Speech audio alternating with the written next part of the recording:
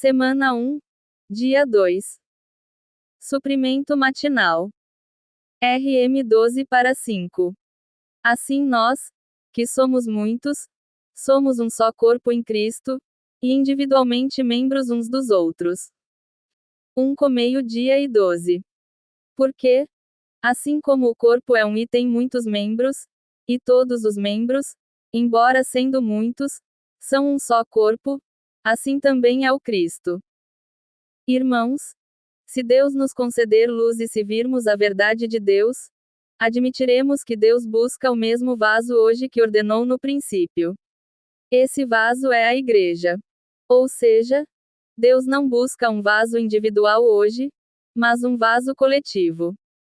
Visto que Deus busca um vaso coletivo, os seus filhos devem ser conduzidos a ter consciência do corpo de Cristo e da vida do corpo. Caso contrário, são inúteis nas suas mãos e nunca poderão cumprir a meta de Deus. Se as igrejas forem apenas de ouro, não podem satisfazer Deus. Deus diz que as igrejas são candelabros de ouro, porque os candelabros de ouro resplandecem e iluminam. Deus deseja que a igreja seja um vaso resplandecente, um vaso de testemunho. Desde o início, Deus ordenou que a igreja fosse um candelabro. A igreja, e não os indivíduos, é um candelabro diante do Senhor. Não é suficiente ser de ouro e não é suficiente ser de Deus. Antes de a igreja ser considerada um candelabro, deve haver um resplandecer por Deus e deve dar-se testemunho por ele. CWWN, volume 37, p. 123. Leitura de hoje. O vaso que Deus busca é coletivo. Portanto, temos de aprender a viver a vida do corpo.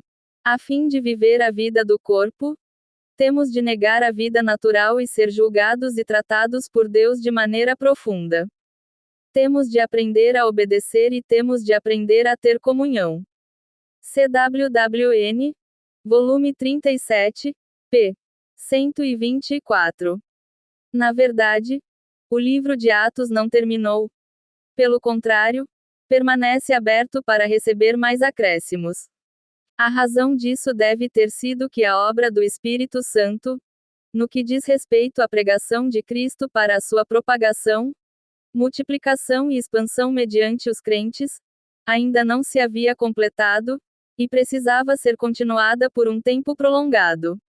Tal obra evangelística para a propagação, multiplicação e expansão de Cristo condiz com a economia neotestamentária de Deus, que visa produzir muitos filhos para Ele, RM 8 e 29 da manhã, para que se tornem os membros de Cristo a fim de constituir o seu corpo, RM 12 para 5, tendo em vista levar a cabo o plano eterno de Deus e o cumprimento da sua vontade eterna.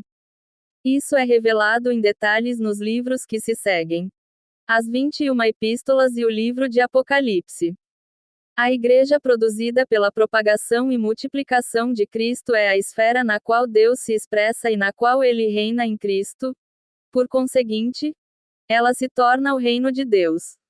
O reino de Deus, juntamente com a propagação e multiplicação de Cristo, cresce e se expande a partir da vida de Deus. Atos é um relato da expansão de Cristo.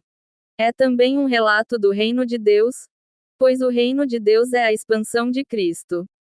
O evangelho que é amplamente pregado neste livro é o próprio Cristo como evangelho, 5 e 42 da manhã, o evangelho de Cristo, e é também o reino de Deus como evangelho, 8 e 12 da manhã, o evangelho do reino de Deus. A pregação de tal evangelho continuará e avançará até que toda a terra se torne o reino de Cristo, AP 11 e 15 da manhã.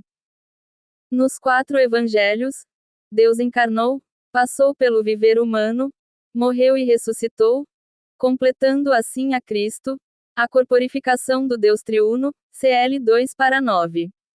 Em Atos, essa corporificação de Deus, como Espírito que dá vida, 1 com 3 e 45 da tarde, efetua a propagação de Cristo para dentro daqueles que nele creem, isto é, infunde o Deus triuno processado em seu povo escolhido, redimido e transformado, para torná-los os elementos constituintes da Igreja, mediante a qual Deus pode expressar-se. O resultado final da Igreja será a Nova Jerusalém na eternidade futura, a expressão plena e eterna de Deus, que será também o reino eterno de Deus, a esfera na qual ele reina em sua vida divina na eternidade pelos séculos dos séculos.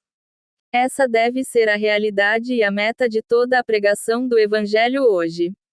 Et 28-31, nota 2. Leitura adicional. Estudo Vida de Atos, mens. 55, 70-72.